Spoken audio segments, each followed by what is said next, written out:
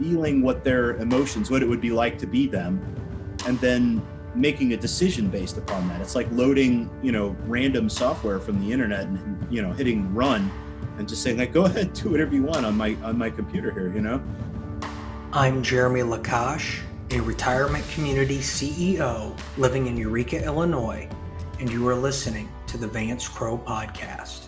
Welcome back to the podcast. I'm glad you're here. Today marks season 2 of the podcast. I don't really know why I'm calling it season 2.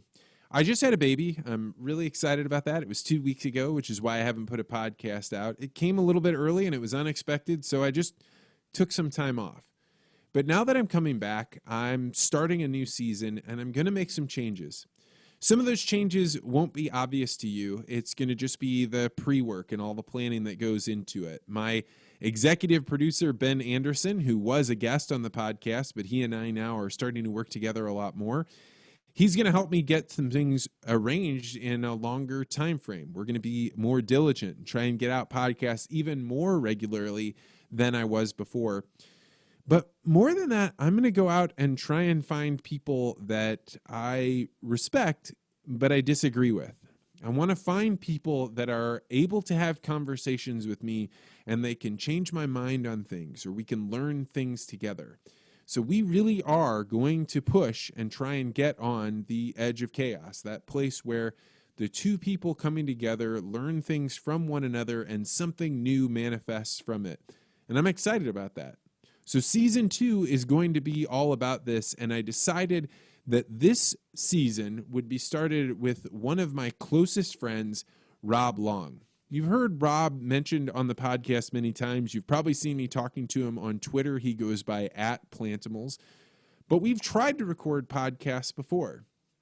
And every time we did, we started talking about things that were something that we knew because we were such close friends, but it would make it really difficult to translate to just a regular audience. But now something changed.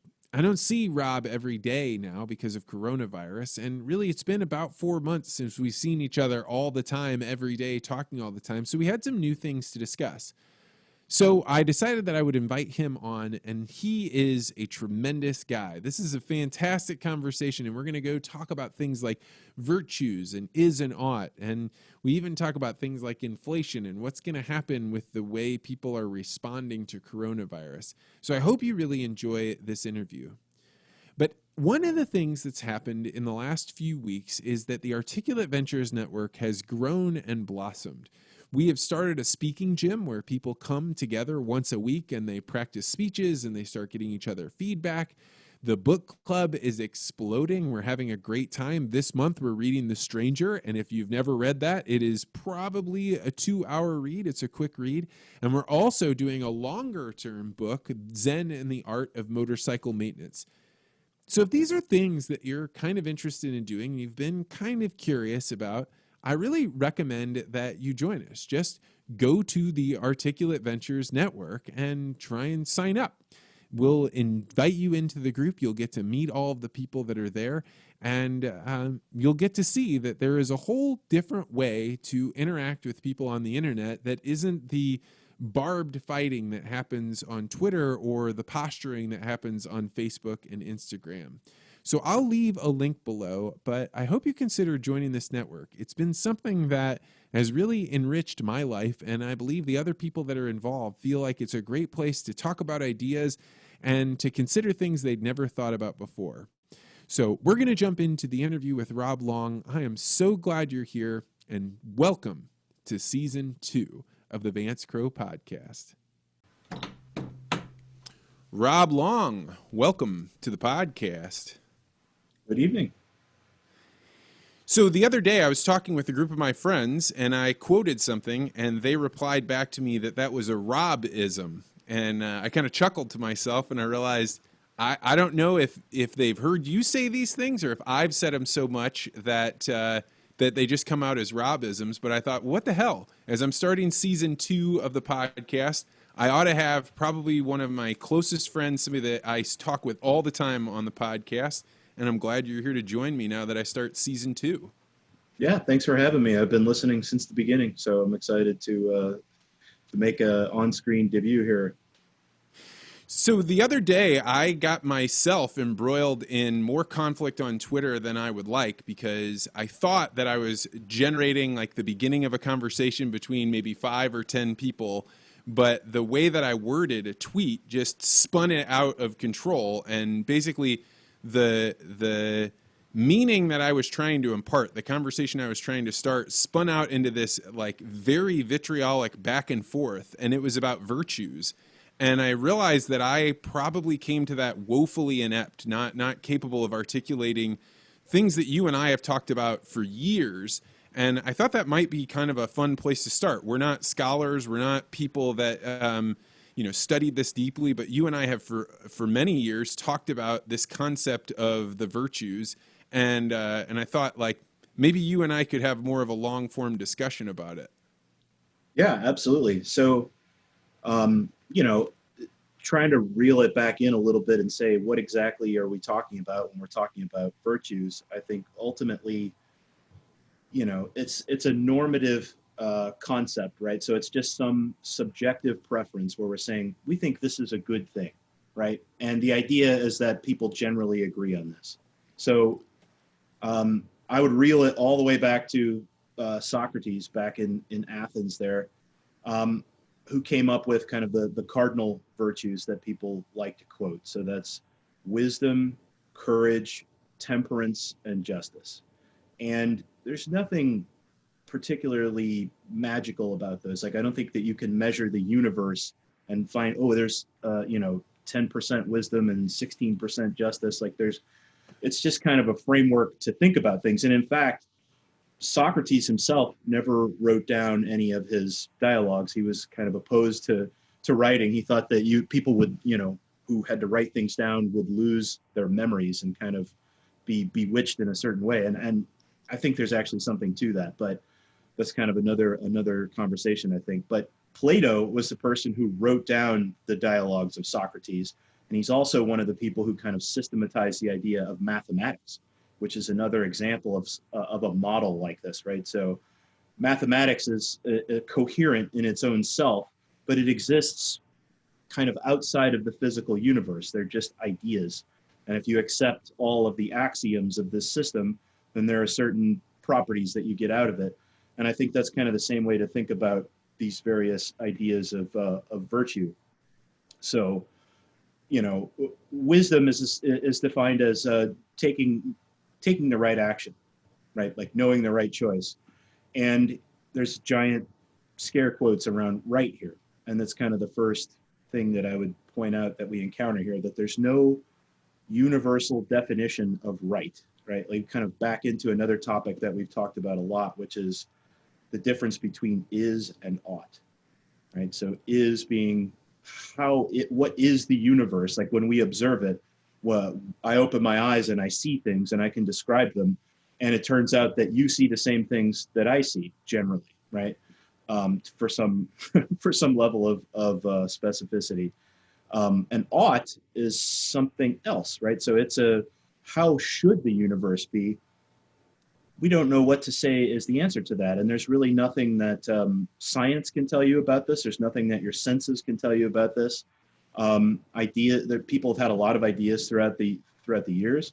Religion falls, mostly makes claims about ought, right? So what is good? And exactly that's what this stuff does. The virtues.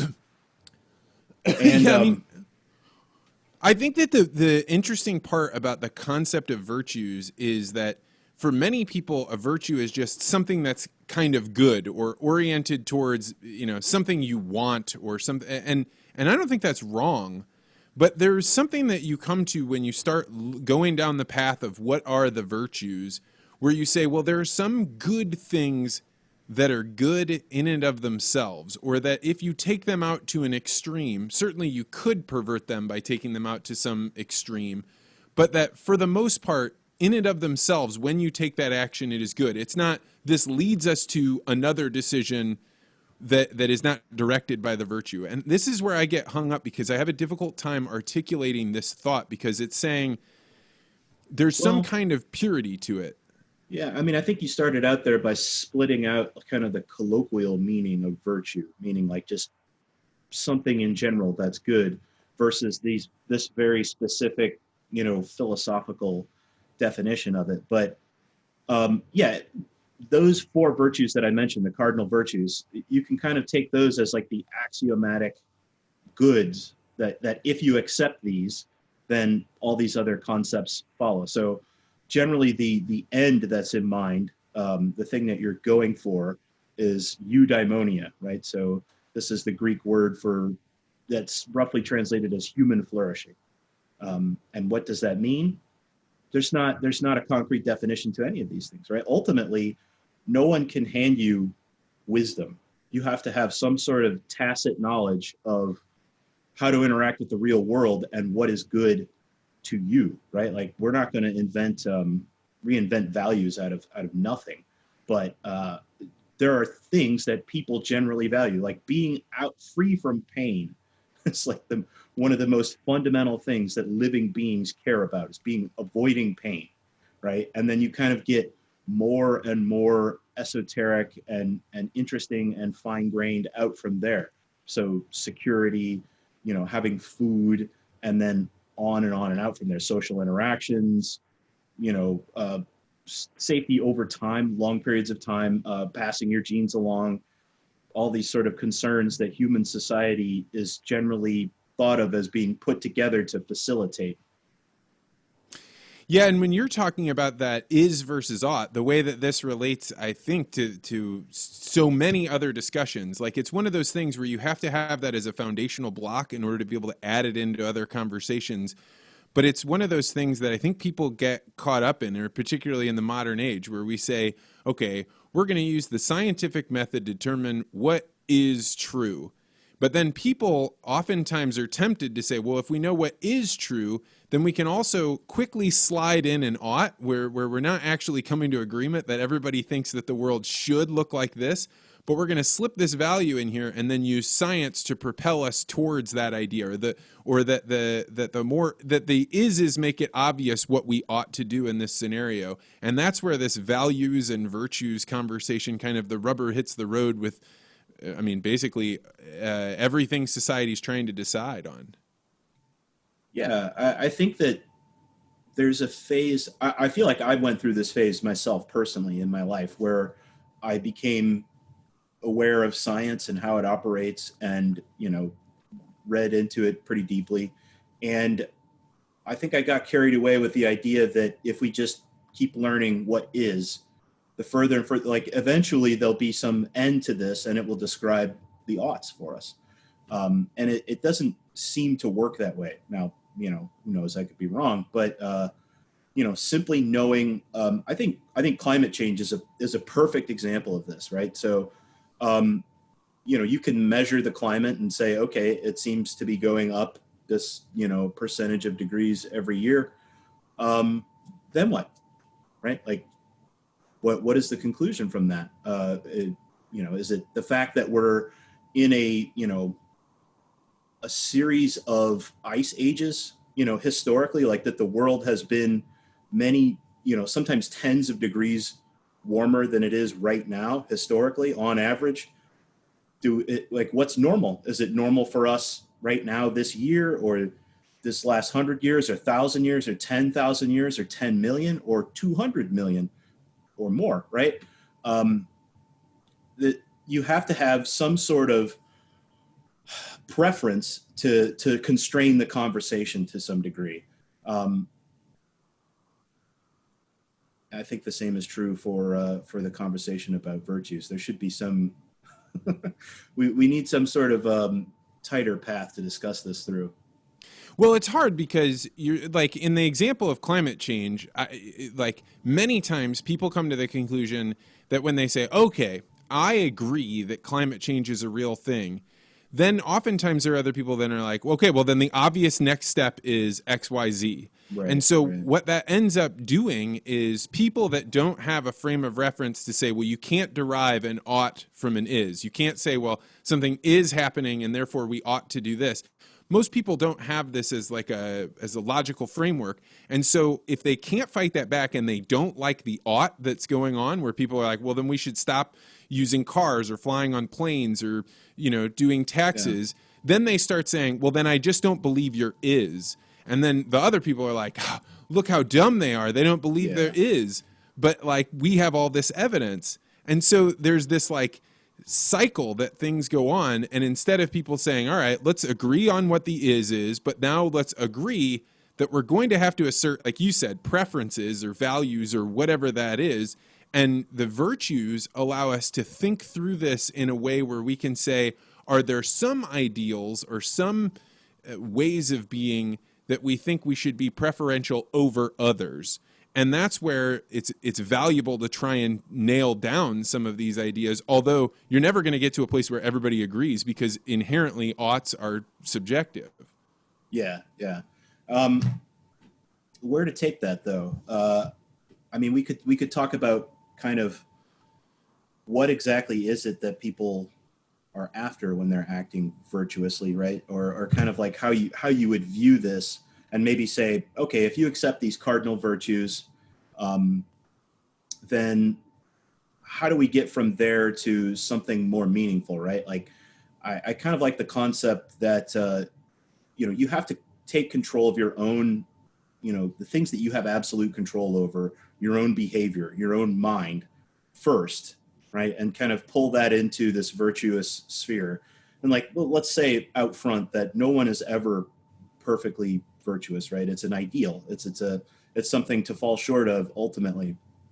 But you can't possibly demand that the world, conform to your idea about climate change if your own life is in total disarray and you have no idea how the real world actually operates. As this is kind of the place where I see this happening a lot.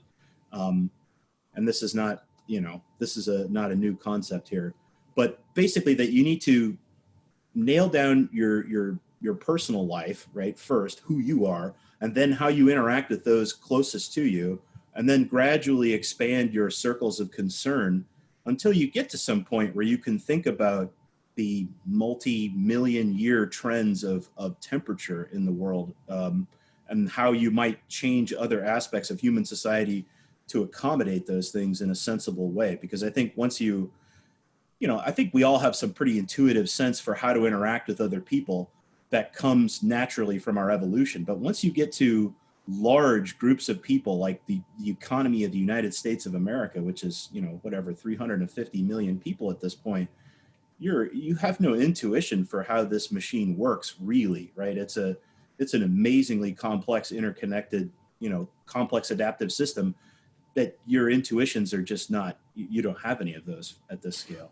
Well, and I think when a lot of these ideas are being explored at like the college age, you're in your 20s, you have this natural desire. And I think Piaget talks about like this desire to go out and save the world, that your meaning in life will be derived from you making some change that will go out and have some monumental change in the world. But the reason that this ends up being so naive is if you can't balance your checkbook, or you are taking on massive amounts of debt, or you can't even, hold a job or keep your family organized, then it's really difficult for you to be taken seriously when you're saying, hey, you corporate executive that manages a multi-billion-dollar corporation, I demand that you listen to me because I believe that the world ought to be this other way.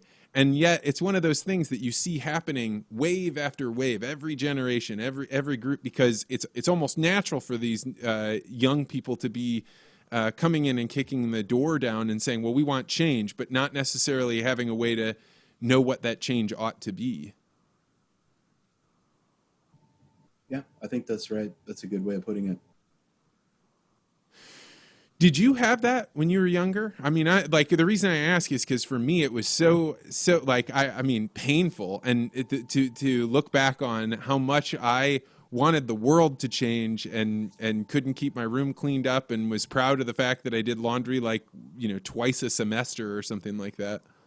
Yeah, a little bit. I mean, I think I went through a phase where I rebelled against the ways of my parents and my society that I grew up in and on some level, but I don't think I ever really put any energy into going out and changing the world, for those ideas. It was just kind of my own personal journey, to go through those and like test those ideas.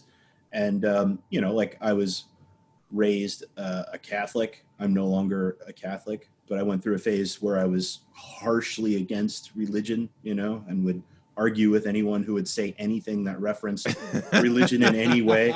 I was that character for a while, I've, gone long since past that point.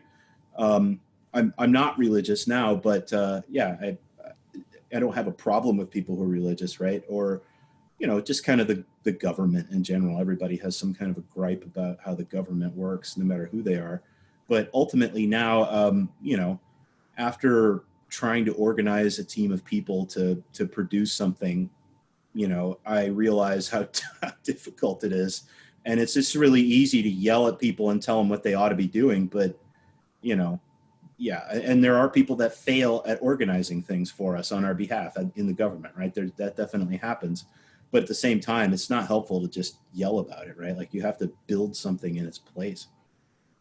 Yeah, the building something in the place, I think, at least when I was younger, it was like, but I don't have time. I have the answers now. And to build it would require me to be diverted from the answers that I know to be true. And like, there's a phrase, a Robism, I'm sure you've heard it from somewhere else, but the beware of unearned wisdom, right? Yeah. Where you are trying to enact some ought that you have come to believe is, absolutely true, but somebody handed that to you, and it's not wisdom necessarily. It could be real folly. Yeah, you may be granted your own wish, right? It could be your Twilight Zone nightmare wrought upon you to get your exact wish. I like that because it's kind of like if I'm remembering the conversation correctly, I believe the concept of empathy was being discussed, right? Oh, on the Twitter conversation. Yeah, right. Absolutely. Yeah. And so my critique of that actually kind of slots in perfectly with that bit right there.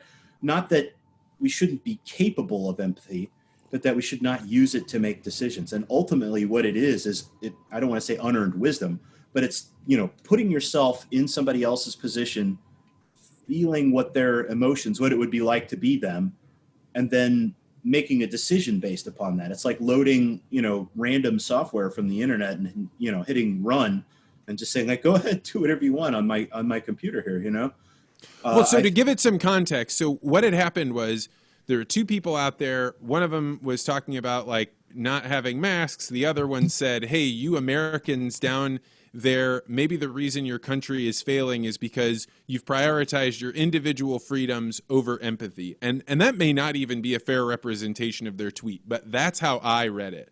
Yeah. And I came in and was like, hey, empathy is not a virtue because empathy may prioritize weakness and fragility over other things. And so what I think we ought to do is have individual freedoms be paramount and then let those individuals decide on their own that they want to be empathetic or make decisions based on what other people are, how they feel, resonate with other people. Yeah. And when I said this, some people I think took it out of context. Some people were like, he's saying empathy is fragility and weakness. But there were other people that made the commentary that was basically saying, no, we must first have empathy, understand others before we can, build a society up. And that's what was like a very frustrating part of this conversation, because in 240 characters, it's very difficult to have the conversation about why that's not an accurate statement, or it might not be the best way to organize our society. Yeah, no, I totally agree with that, right? Like if you're building from a place where, and I think there's not really another option of a reasonable way to look at this, that everybody has to be taking care of themselves as best as possible, right? Like there's no better advocate for yourself than you. No one can help you more than you can, right? Ever. And so if we assume otherwise, then we get into a weird place where we're saying there's some decisions that individuals would normally make for themselves, but we're going to ask a group to do this instead. I think experiments in this area have worked out okay, right? Like, the concept that we have law and order in our country and that retribution is not permitted, but that we pass it off to this, to the police to help us, eliminate retributive, justice kind of stuff going on. So, it's not impossible. I think there are examples of things where it works, but there has to be a good reason behind it. And I don't really understand the reasoning behind the mask law stuff, of why that should be a law and not just, if you feel like this is a problem for you, then you should wear a mask. Like, I don't think anyone is saying you shouldn't wear a mask, right? It's you just shouldn't be threatened with being put in jail if you don't wear a mask. That has been such a difficult thing for me, because I really assumed that the state that everybody would start in is, we're all free, and we want that freedom to continue as much as possible, because that has proven to be very valuable here. But instead, there were these other things where it was like, if you don't give up these freedoms, not only will we take them from you, but you pushing back on them indicates that you are bad. And as soon as that happens, like, I have wiring in my brain. As soon as somebody says you have to do something, I want to do the opposite. Yeah. And I think that you need people in society that are highly disagreeable, because if you don't have that, then anybody that decides to start making a moral case for why everybody ought to do the lowest common denominator thing by law, you start having a really tyrannical society. Yeah, I mean, and ultimately, how are we going to figure out whether anything is, whether it's time to come out from under our rocks, Like, if everyone is hiding inside and not interacting with the rest of the world, like, there needs to be a gradation of people and approaches. And I think, everyone is super excited to criticize governors and federalism right now, to say, boy, wouldn't it be nice if we had one of those fancy governments like the Chinese have, where they can just, just take a city and smash it into the ground and say, no, everyone's staying inside for the next 3 months, and if you come outside, the scary men will come and take you away. I think it's fantastic that we have a federalist system, and that we can see, based on different behaviors in different states, what is going to happen. Like, this is a natural experiment.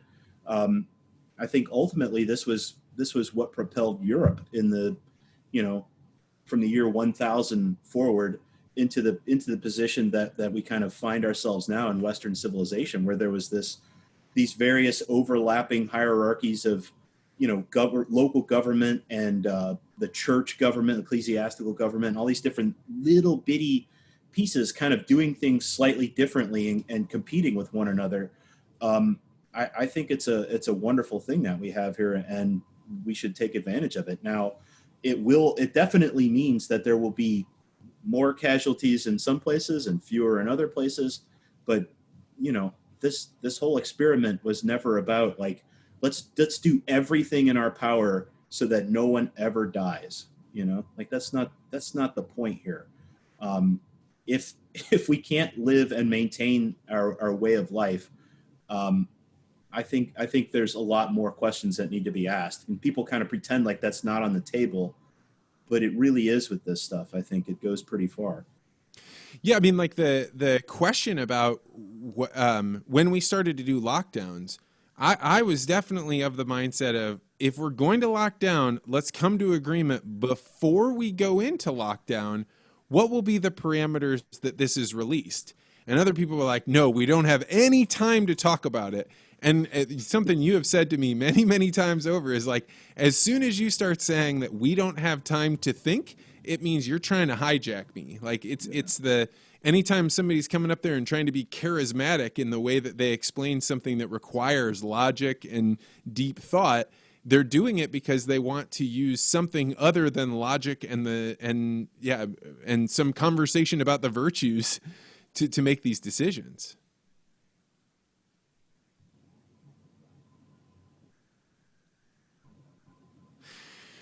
So The other thing that I think was a big part of the mask discussion, which so my wife just had a baby, and I have been almost completely sequestered away from the world for 4 months. There's been a few times when I've gone out, I've had a few interactions with other people, but just the other day I had to go to Home Depot. So I go in there and I put on a mask, and the very thing that I thought was going to happen really came true for me as I'm walking around there, which is I cannot tell the emotional state of anyone I am walking around with. So as you approach somebody, you have no way of telling, is the reason that they're walking so close to me because they're aggressive? Is it because they're lost in their own thoughts? You have nothing other than their eyes. And I found myself being so distracted and my brain have to work so hard to figure out what was going on with the people around me that it made me like a not very pleasant person to walk around with. And like, you've known me for years. Like, I'm the type of person that walks around with a big goofy smile on my face and talks to total strangers. So the fact that I can't do this, like, I think there's a much, much bigger cost with removing 2/3 of people's faces than just the very act of protecting people from whatever is behind the mask. Yeah, it's interesting because I've walked around various places with you plenty of times in the past, and I think probably what you're talking about is, I think that typically I'm not tuned in as much to people's emotions, and I have a less detailed mental model of their inner states than I do of my own, right? So I feel like I'm maybe in this condition most of the time, right? Like when I'm walking around, and maybe that makes some sense, right? Because I feel like I'm generally more, I don't know. I don't want to use the word paranoid because I don't want you to think I'm walking around like a crazy person here, but I know what you mean, right? Like you're just kind of like leery of having encounters with other people, and if they're in your personal space, you're not just like, oh, hey, friend, what's wrong? You're kind of like, what's happening here? There's some kind of a threat, Yeah, a guy stopped to shake my hand, and like I was like, okay, are we doing go time here? Like, why is this guy turning and making his like body facing me? And then it turns out it's my good friend Bob, and he's got a big smile on his face, and he wants to shake hands. But so to me, I left Home Depot being like, I don't know when I'll go out and do that again. And it's not because I'm afraid of the germs. It's because now the very fabric that made me love being an extrovert, love being and encountering other people, the randomness that came with being in a place like that was like enjoyable for me. But now it feels hostile even when it's not. And I think that, to not address the fact that by forcing everybody to wear masks, you've now created this situation in society that already is suspicious of everyone else. This has got way higher consequences than most people realized. Yeah, I think there's a difference a little bit there. There's a little bit of space to separate kind of two layers here, where the forcing people to wear masks issue, I'm with you 100% on, but I think it's also reasonable to expect that whether you are wearing a mask or not, other people may or may not in the future, right? Like 6 months ago, if you'd said everybody would be wearing masks somewhere and it's a thing and you'd have to have this conversation, it wouldn't make any sense at all. But here we are, right? So I would say, what can you do to adjust yourself to get used to that potential reality? Maybe that won't be the case. I don't know. But if it is, you have to be able to give yourself some space between your, perception and your reaction there, so that you catch those things and say, wait a minute, is it likely that this person is like reaching out to, are we doing this to start a fight here, or what's really going on, Well, that's a fair way to look at it. Like, just because I had that emotion and before masks I didn't have that emotion doesn't mean that then therefore I'm righteous in my anger. And that's probably that's a good reminder for me. I don't know. One of the thoughts that I had, because I was watching children be carted around, and there was a guy there and he had 3 kids, and one of them couldn't have been older than 4 years old wearing a mask. And to me, I feel resentment. I feel like this sense of like, where can we go where this won't happen? And I guess if I have to address it, that it won't change, I really don't know how I will react, because this is maybe it's something I have to come to terms with. I really, really hope it's not this way. And I think I'm prepared to do some level of civil disobedience in order to not make it be that way. Not right now, because I guess I don't know how deadly this disease is, but more and more every day, I think civil disobedience might be the more valuable thing that I can hand future generations than it is to do my part to stop the spread of the disease by wearing a mask. Well, what would you like? What would you want to accomplish? Right, to let people know that there's something better than wearing a mask around, that the balance, that their preference for safety over, liberty was improper. Yeah, that's a good question. What would I try and communicate that with? I don't know. That's fair, because if you just start walking around without a mask on, that's not going to do anything. And if you walk around holding a sign saying why you're not wearing a mask around, then you're kind of doing exactly what we had been saying before is the folly of youth. So right, you're telling everybody else what they should be doing, right? No, I mean, I think it's important to think these things through, because these are all these ideas are in the air right now. Like, everybody's kind of mulling these things over. I saw the video of the people being arrested in California for not wearing masks. I mean, ultimately, my feeling is if you're on private property and the sign says you must wear a mask, then you must wear a mask, right? Like, that's how I feel about it. And if you don't want to wear it, then don't go there. But I feel equally as strong that the government should not have a mask law requiring you to wear a mask either. But yeah, I don't know.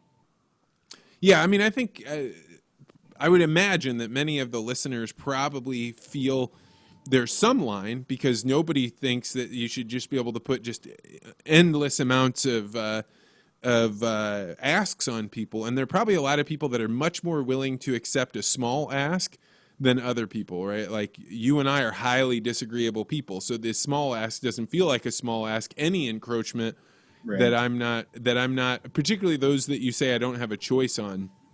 And there's got to be a better balance here. But I think that we're going to watch much more tribal upheaval and intertribal conflict coming up here, because as coronavirus first kicked off, very few people were asked to make sacrifices. I mean, certainly people lost their jobs, people were told to go home, but a lot of the things that were going on seemed to split along political lines, and it just kind of seemed obvious. My people think this way. But now that schools are either starting up or not starting up, or they're having some people go remote, or there's all these different types of restrictions, I think we're going to see a much higher increase of people that used to have political similarity that are now going to have interests that are not aligned, and you're going to start watching intertribal conflict. I think it's going to increase over the next few weeks as school gets started.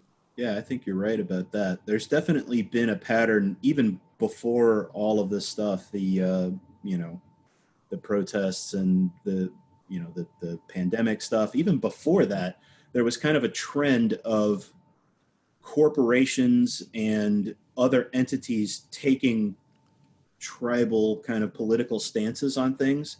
And, just randomly, like credit card companies, certain ones, refusing to process sales of guns or things like this, things that were not illegal, right? But they just were like, nah, we don't want to do this, which is their right. That's perfectly fine. But at some point, if we're all living in this society together and we end up having like weirdly, separate but equal banking systems and grocery stores and all this different stuff that we go to, how much are we really a single society anymore? And how do we pass laws that apply to all of these things equally? I don't know. I feel like, pardon me, they're going to have to be lower level things that we all agree to, which ultimately was kind of the point of, the Constitution, was that this federal government was a way for the states to kind of coordinate, have some common foreign policy. But we've gotten to this point to where the federal government itself has its own interests, right? Beyond just that it's a place for the states to coordinate their relationships with one another.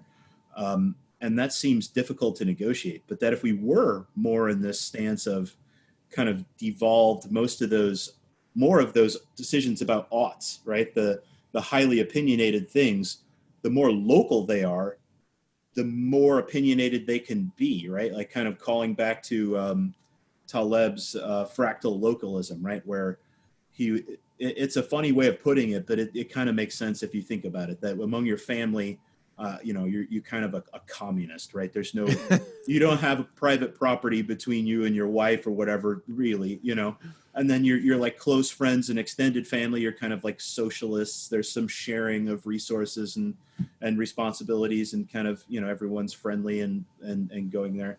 And then like municipally, you're more like let's say more like American progressives, where you want to provide services and kind of regularize the way things are built so that you have some sort of coherent city forming there that does things roughly the same way. There's trash and police services, and those things are provided for. And then at the state level, you're more of kind of a conservative, more of a Republican kind of, we want to have some level of laws to hold us together here and facilitate trade and that sort of stuff.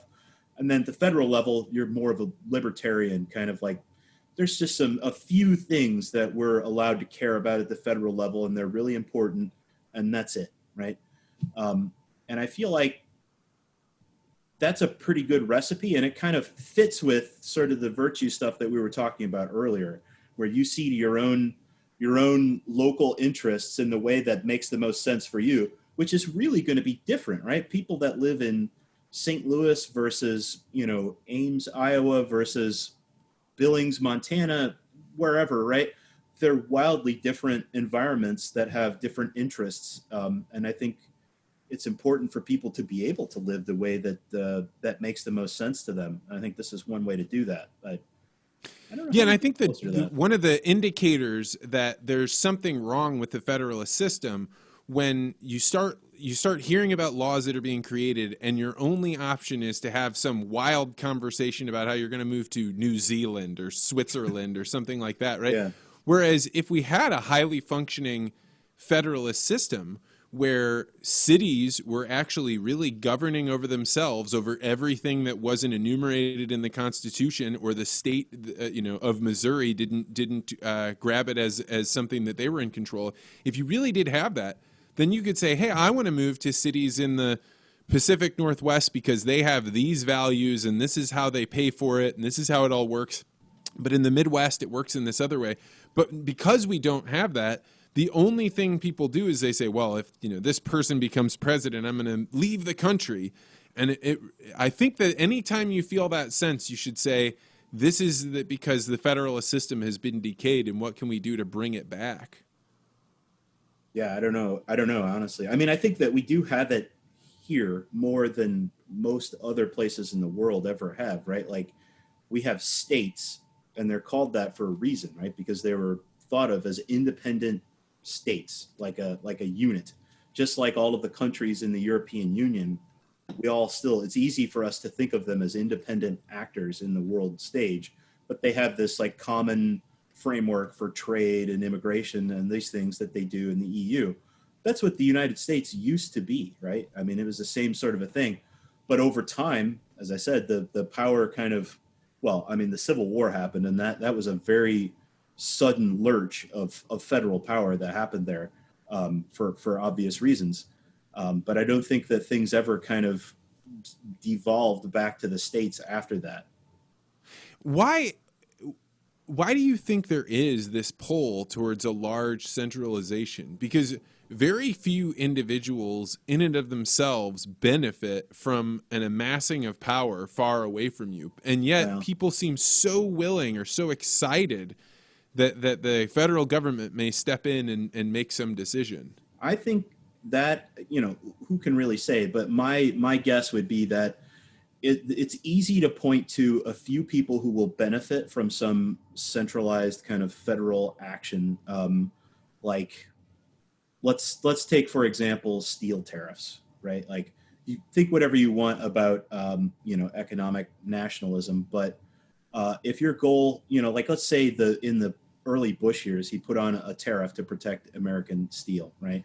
And the amount of money, that if you took like the amount that the price rose for everyone in the economy, versus the amount of money that the steel industry made, you could have just given them this money directly, right? Like, it was a very diffuse and small cost for many people and an acute benefit for a small group of people. So, the politicians can point to them and say, look, it helped these people. It's very good. And the diffuse costs are very hard to understand, right? Especially when it comes from, like, how long has it been since we collected more money than we spent as a federal government? Like, I don't know, maybe 250 years. I don't know. That's since before the country was created. But it's because of this, right? That there's specific acute needs that you can point to get people to support. Like, oh boy, we really, boy, we were gonna not buy that last program, but boy, we really need this, don't we? We'll just throw that on there too, and we'll just make some more money. And nobody really understands the consequences of spending more than we make as a federal government, because it's hard to understand what's going on there, right? You have to understand inflation and fiat currency and all these things, and it's complex.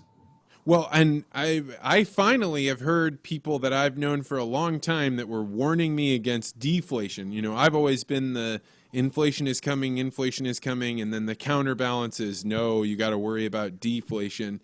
But now that the ports are backed up and the highest priority goods are going to be the ones that are raw materials that are going to the highest bidder, I think we're going to have an actual supply problem. And, in the U.S. for the last 60 years, if you had a demand and you wanted to buy something, you could pretty much get it. It was available.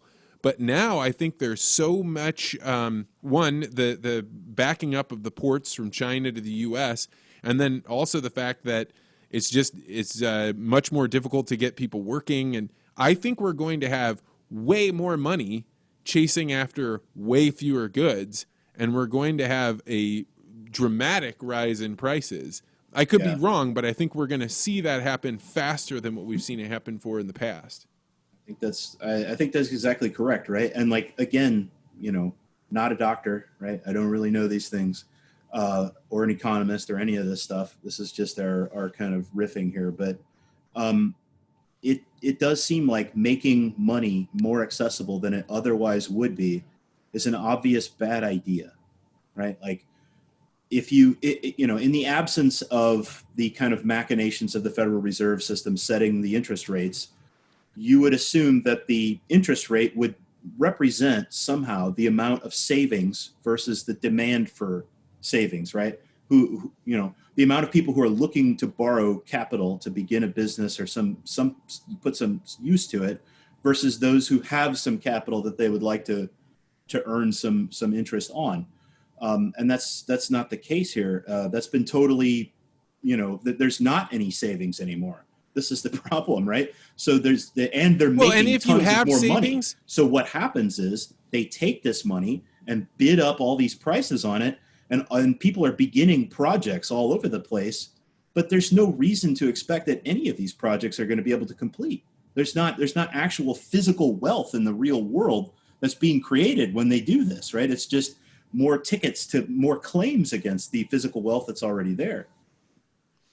When you see the amount of money that people are able to save now because they have bank accounts that they got PPP money, they were able to not go out to eat, eventually they're going to want to spend this money, but everyone will have more money available to them to spend, and they're going to be chasing after it. And a few friends of mine in different parts of the world mentioned that they were trying to buy furniture the other day. And they're like, everybody, when you go to buy furniture, says, okay, you can buy this, but you're going to get delivery in 6 to 12 weeks.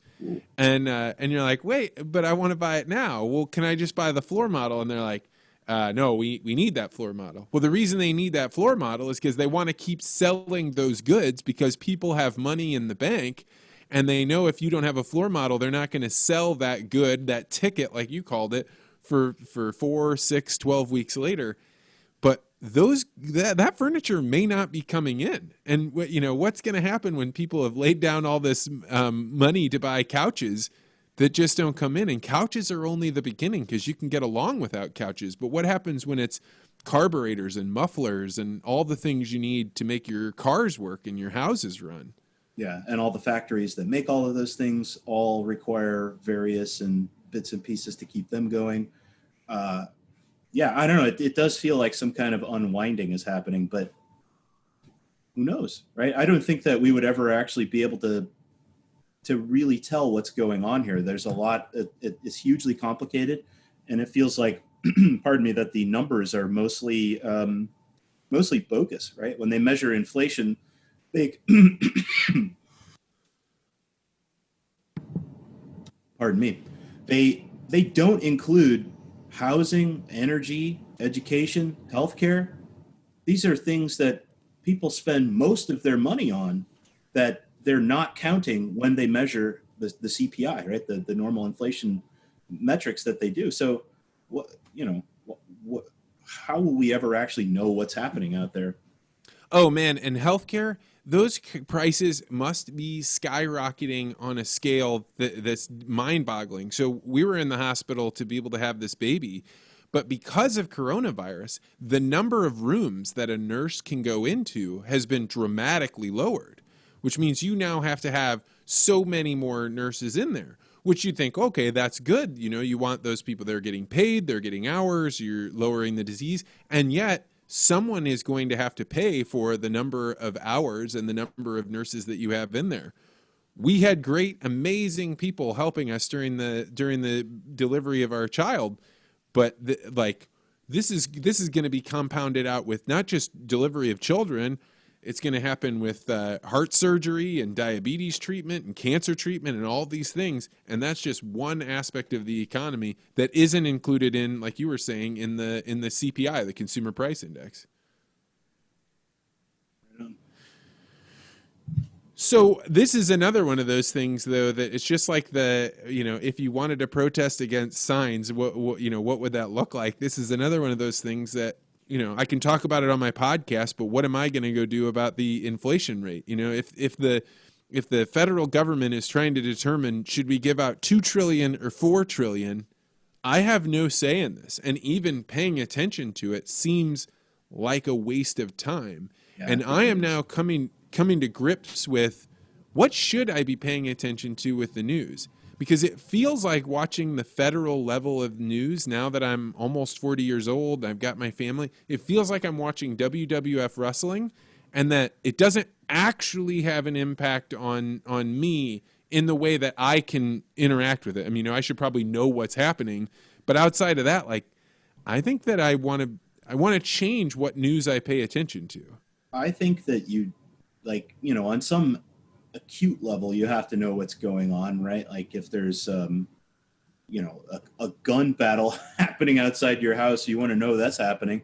But I think the day-to-day comings and goings and the various issues that come and go, I think you just shouldn't pay attention to 99% of that stuff, and that you should just kind of stick with more long form, longer digested ideas, right? Where people have time to not just have the, stimulus response really fast, but just, recording things over time, working on theories, kind of understanding what's happening, letting ideas anneal out of the chaos that's going on out there and build something of value and then present that back to people.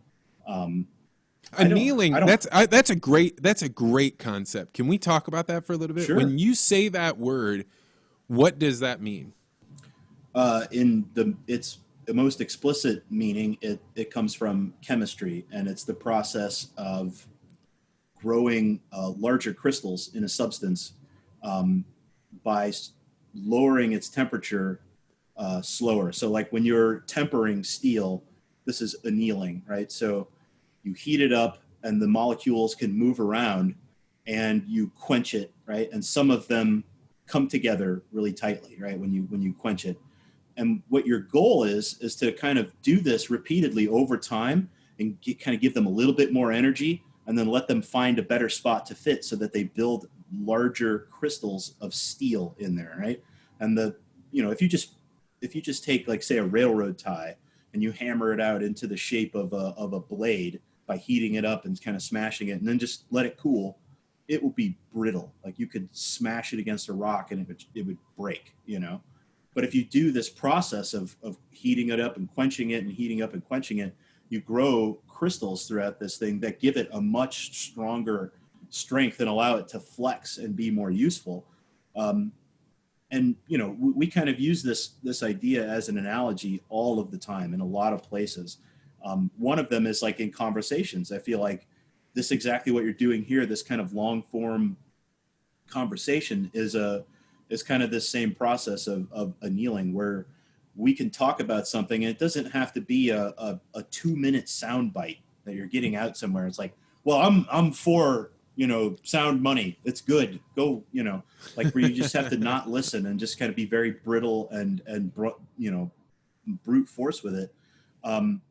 Where we can take some time and play with the ideas and kind of say, okay, well, yeah, let's let this settle down a little bit and then come back and attack it again from a different angle and see what happens, and not just let it, flit away. I think that one of the ways that this concept of annealing, you had always described it to me, that I like your steel and sword metaphor, but the one that clicked into my mind was lava that comes out of the top of a volcano and then hits the ocean, cools so fast that it just becomes sea glass, right? It's just brittle. It's totally Obsidian. worthless. Yeah. Yeah. So it has no minerals in it at all, right? It has all the same, molecules that came out of that were in the lava. But it's because it cooled so fast, they're all just in a big jumble. And so there's no internal structure to it. It's just glass. But if that same lava, it would be magma if it were underground, right? If it were in a chamber and it's just cooling slowly, like maybe over millions of years, you get something like granite out of it.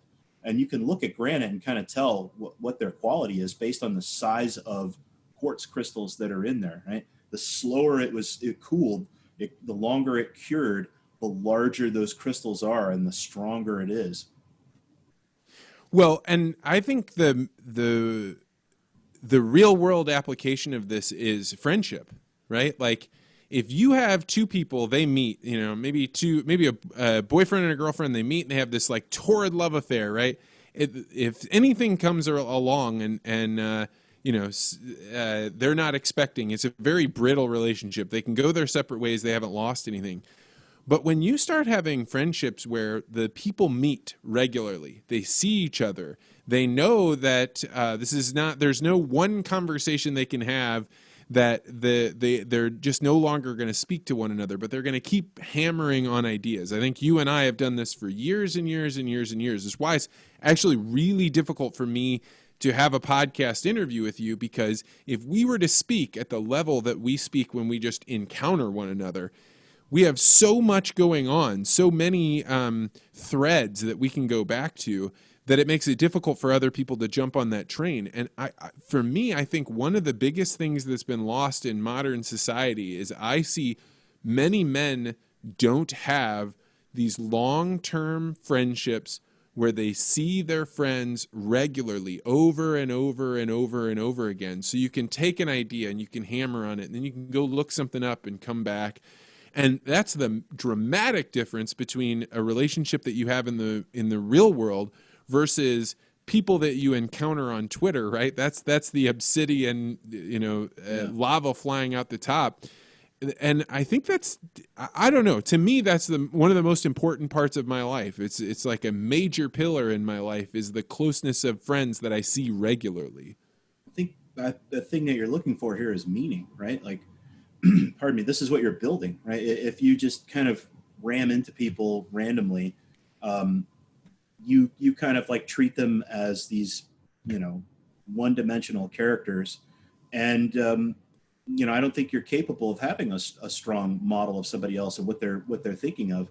But if I have lots of friends that or let's say lots, but just a few who have different backgrounds from me, who have different opinions about things, and I have a good model in my head of what they would think about something, then it's possible for me to encounter somebody and say, okay, I know what it's like to not agree with somebody, so I don't need to immediately, feel attacked and try to crush their opposition.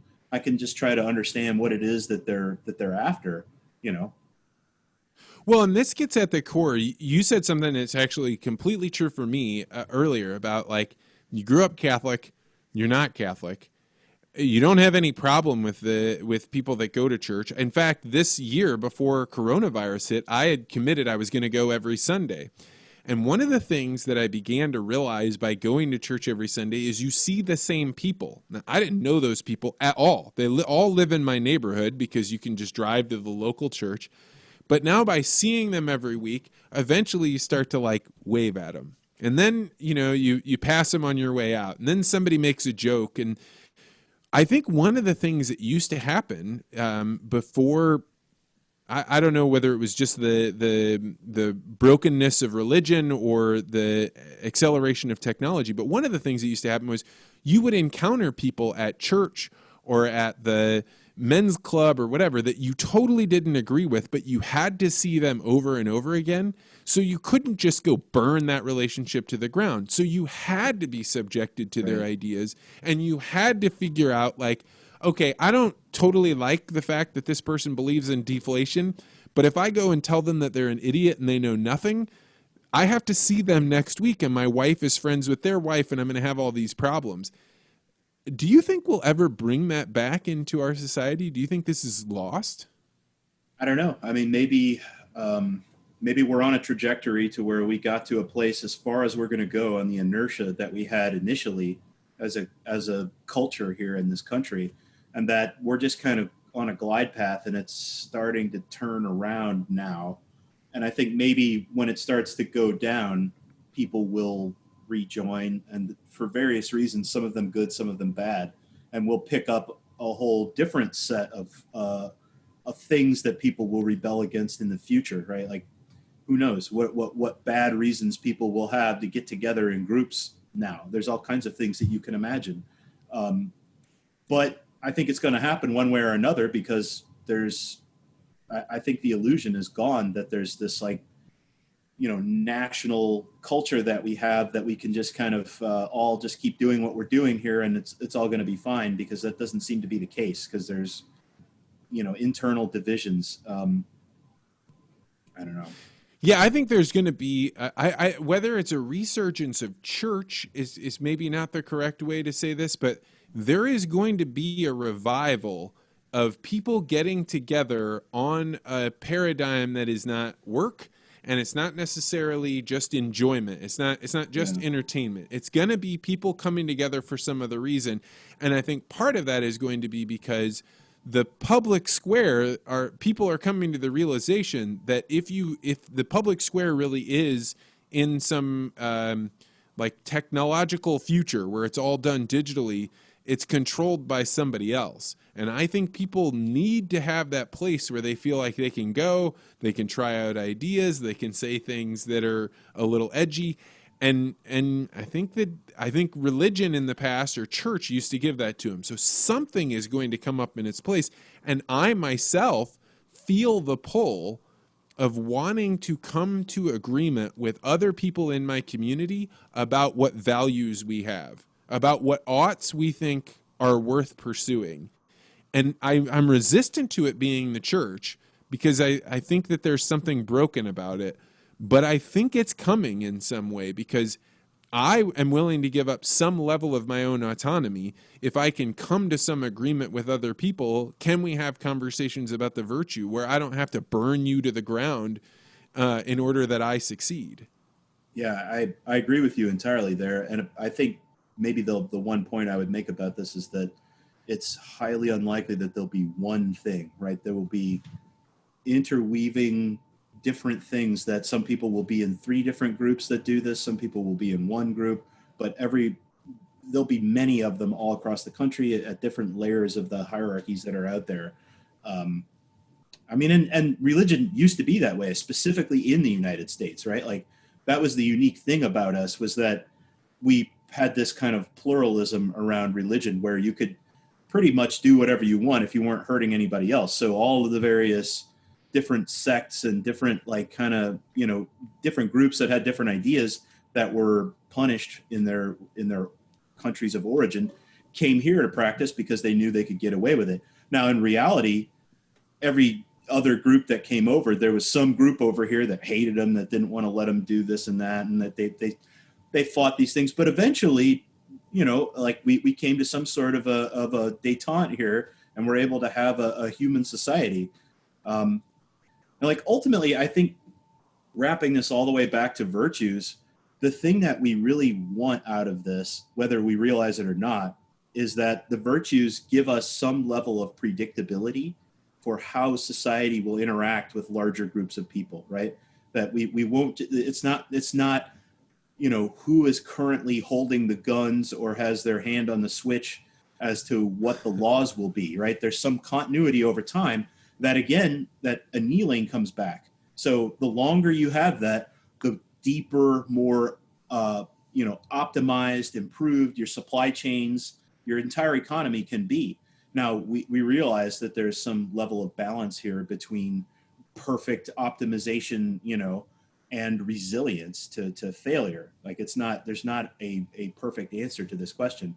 But I feel like, having a lot of predictability in the legal side is something you can do that allows us to focus on buffering against external shocks rather than like, oh, this group took over and they're turning the dials all the way over this way for our laws, and now the other group came back in and they're moving them back over here. Well, and that's what you have in Kenya. When in Kenya, the tribes, there was one dominant tribe, and then there were a whole bunch of other much, much smaller ones. And so the one dominant one was always going to be in charge, but all the other things that were around that, those smaller tribes fought for, and whoever got it, their tribe won all the marbles. They got everything given to them. All of a sudden, there are roads being built, there's medical supplies going, and what it made for was you must win, otherwise people die. And so democracy becomes this game of, zero sum, win at all costs. If you don't win, riot until you can grab some amount of power back. And I mean, it appears to me that this is going on. Now, I've been doing an experiment for the last few days where I just haven't gotten on Twitter. And the world seems much, much, much more stable when I'm not on Twitter. And to me, that's like a real lesson to me of like, I'm not actually sure. I'm not as confident today that I know what's going on in the world as I did on Friday, because 2 days of getting off Twitter made me think like, the world's actually not as chaotic as I thought it was. Yeah, I think that's right. Like it definitely plugs into your sense of your like reptile brain. And if you see pictures of, violence in the streets going on and, police fighting people and chaos, your brain kind of like paints it around everywhere outside of you. And it's not the case, right? There's very limited places where these things are happening, and they are happening, right? So it's like, there's this other balance of like, well, if I just don't pay attention at all, and I don't know any of this is happening, or I'm, for example, just picking one of the big three formerly broadcast networks and watching their news or something like that, you're clearly getting some kind of confection that they produce that feeds their own interests, and doesn't seem to really communicate what's actually going on. So it's a balance between, how much do you really need to be dialed into every rubber bullet that flies across the cities to like being totally checked out. I don't know. It's something that I have decided, and it's actually kind of why I decided to create a season 2 of the podcast, is that, one of the great things about this experience of being able to sit down and having these conversations where you can anneal ideas that are very complicated, is for me to say, what is it that I should be paying attention to? Like, now that life is different for me, so I became a father, but things become different for people all the time. Somebody in their family dies, there's some change in your work circumstance. So I decided I'm just going to do season 2 now. And it doesn't mean anything. I don't know when season 3 will be, if it's in a year or if it's in 5 years.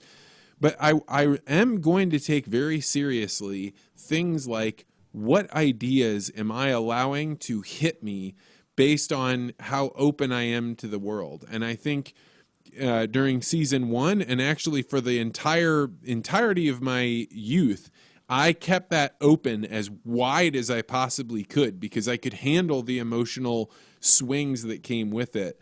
But now I want to slim it down, and I want to slim it down without becoming, obsolete or unaware of what's going on in the world. But I am going to be trying to ask people the question of, what should I be paying attention to? Because I can't pay attention to everything.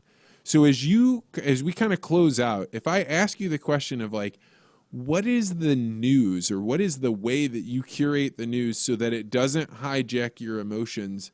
What do you do? I don't know. That's a good question. Like I said, I read long form stuff. I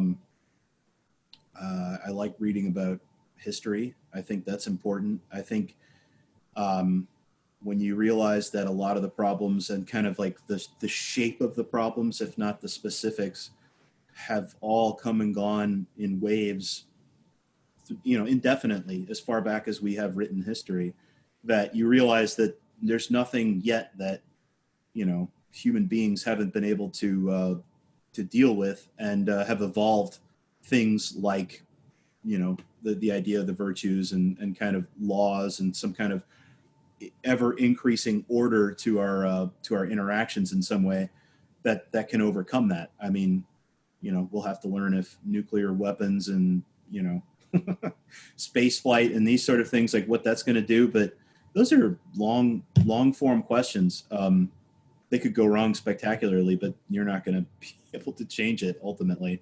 So I don't really have a thing to say, like, here's the place where you can go and read, but yeah. Well, so in closing, people can find you on Twitter at Plantimals, but you also produce some other interesting things, and you haven't, made a big show of them. But if people wanted to encounter some of your ideas that you put forward, where do you put them out at? So I have a little website at Archtyp.al. So it's ARCHEPT.YA. Goodness. Let's, I'll throw it in the link. Yeah, that's put no it in problem. there. It looks better than it sounds.